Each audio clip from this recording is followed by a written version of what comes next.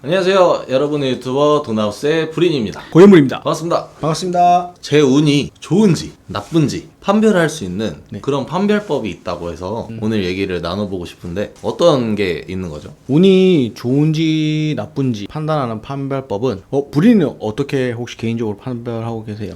저는 일상생활에서 네. 내가 이제 엘리베이터를 타려고 하는데 엘리베이터를 그 자리에서 놓친다든지 아니면 신호를 건너려고 하는데 내 앞에서 신호가 끊긴다든지 아니면 신호가 바뀐다든지 뭐 이런 걸로 약간 판별하는 것 같아요. 그런 것도 하나의 운일 수 있어요. 네, 운일 수 있는데 진짜 운이라는 건 누누이 말씀드리지만 사람이 가져다 주는 거잖아요. 주변 사람들이 나를 대신해서 해주는 사람이 주변에 많다. 그러면 굉장히 운이 좋으신 거예요. 굳이 내가 직접 하지 않더라도 누군가 뭘 해준다. 그 자체가 운이 좋은 거고 그 사람이 내 운을 좋게 만들어 주는 거예요. 예를 들면 어머니가 매일 아침 저녁으로 밥을 해주신다. 어머니가 안 해주실 때는 아버지가 해주신다. 그런 경우에는 나는 어머니 운이 좋은 거예요. 또는 아버지가 나 대신 내가 성인인데도 불구하고 나가서 돈을 벌어주시면서 난 돈을 안 버는데도 내가 생활하는데 큰 불편함이 없다. 뭐 밥을 먹을 수 있고 옷을 입을 수 있고 나가서 누군가를 만날 수 있고 취업 준비를 할 수 있고 공부를 할 수 있다. 이 정도 요건만 갖춰진다. 근데 돈을 벌어 오시는 분이 아버지 또는 아버지 어머니 둘 다 또는 어머니다. 이럴 경우에도 부모님 운은 좋은 거예요. 반대로 말해서 운이 안 좋은 사람은 어떤 걸까요? 자기 혼자 스스로 해야 하는?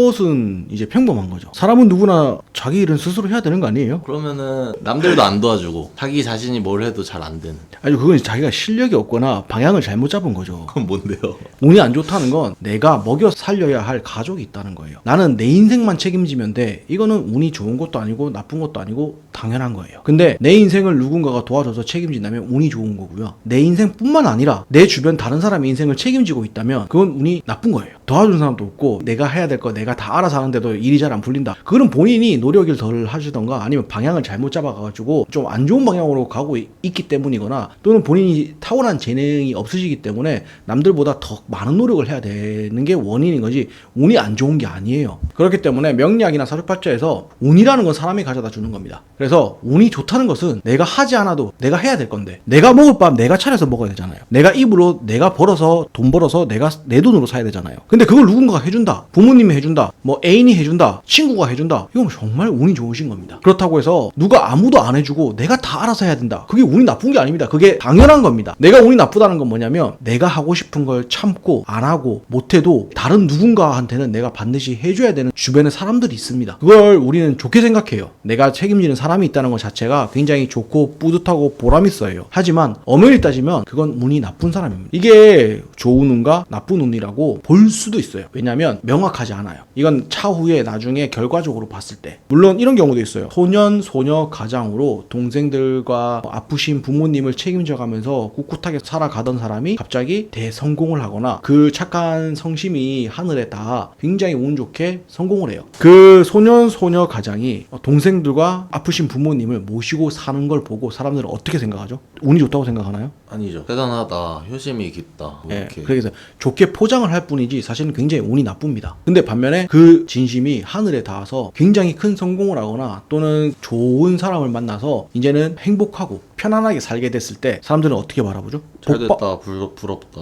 복 받았다. 복을 받았다라고 얘기하잖아요. 그 말은 뭐냐면 운이 좋아진 거예요. 내가 편안하고 안전하게 살게 된 것이 이제 운이 좋아진 게 아니라 이제는 더 이상 내가 굳이 책임지지 않고 신경을 안 써도 대부분의 주변 내가 책임져야 할 사람들을 내가 굳이 책임 안 져도 되는 상황에 놓였을 때 그때 운이 좋아졌다고 해요. 근데 운이 안 좋아지는 사람도 있어요. 좋은 사람을 만나서 단둘이만 있으면 행복해요. 근데 부모님과 동생은 여전히 자신이 책임져야 돼요. 그러면 불행의 고리는 끊어지지 않고 계속 운이 나쁜 거예요. 좋은 사람만 만나서 그 사람이 내가 할 일을 조금 대신 덜어줘서 나쁜 운과 좋은 운이 함께 공존하는 거죠. 근데 모든 사람들은 나쁜 운과 좋은 운이 함께 공존하긴 해요. 왜냐하면 내가 나한테 주는 사람도 있지만 내가 주는 사람도 있잖아요. 두 번째 판별법에 들어가기 전에 우선 불인이는 지금 삶이 어때요? 지겨워요? 아니면 막 흥미진진하고 스펙타클하고 막 그래요? 아주 그냥 완벽하게 스펙타클하죠 지금. 재밌어요.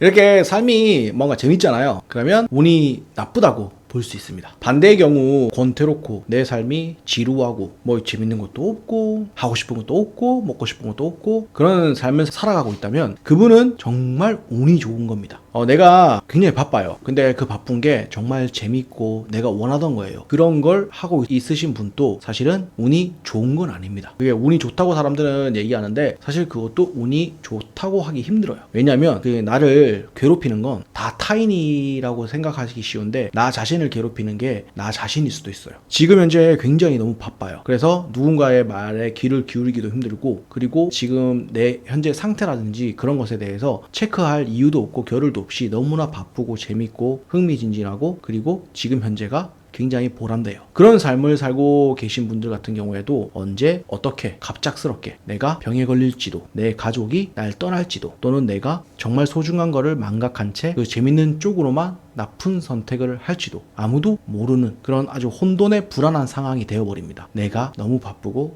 굉장히 재밌고 내일이 기대되는 그 순간에 많은 사람들이 그래요. 그 상황 자체가 운이 좋다고 하긴 힘들어요. 진짜 운 좋은 건 내가 정말 아무것도 하고 싶은 게 없고 정말 권태롭고 지루해요. 하지만 매일 하루하루가 내가 왜 하고 싶은 게 없을까? 난 뭘 좋아할까? 난 왜 지금 그런 생각을 할 수 있다는 것 자체가 운이 좋은 겁니다. 운 좋은 사람만 자기 자신을 돌아볼 수 있는 여유가 있어요. 여기서 제가 여유라고 했잖아요. 그러니까 귀결되는 조건이 뭐냐면 하루 세끼 먹을 걱정을 안 해야 되고 내가 살 집 걱정이 없어야 되고 그리고 내가 뭔가를 할 때 계산을 하더라도 내가 할 수 있을까 없을까를 고민을 안 하는 정도의 경제적 여유는 있으셔야죠. 당연히 그래야지 운이 좋은 거예요. 그런 여유가 없는 것 자체가 운이 좋다고 하기가 힘들죠. 운이 좋은지 안 좋은지 판별법 두 번째는 내가 지금 현재 어느 정도 인간으로서 기본적인 거 있죠. 중산층이 아니라 기본적인 거 내가 원룸에 살더라도 내 현재 살고 있는 집 걱정을 안 해도 되고 그리고 내가 밥을 하루에 3끼는 그냥 걱정 없이 먹을 수 있고 그렇다면 그런 상황에서 내가 지금 현재가 지루하고 권태로워서 내가 뭘 좋아하는지 내 자신을 들여다 볼 수 있는 여유가 있으시다면 운이 좋으신 겁니다. 반대로 운 나쁘신 분들 같은 경우에는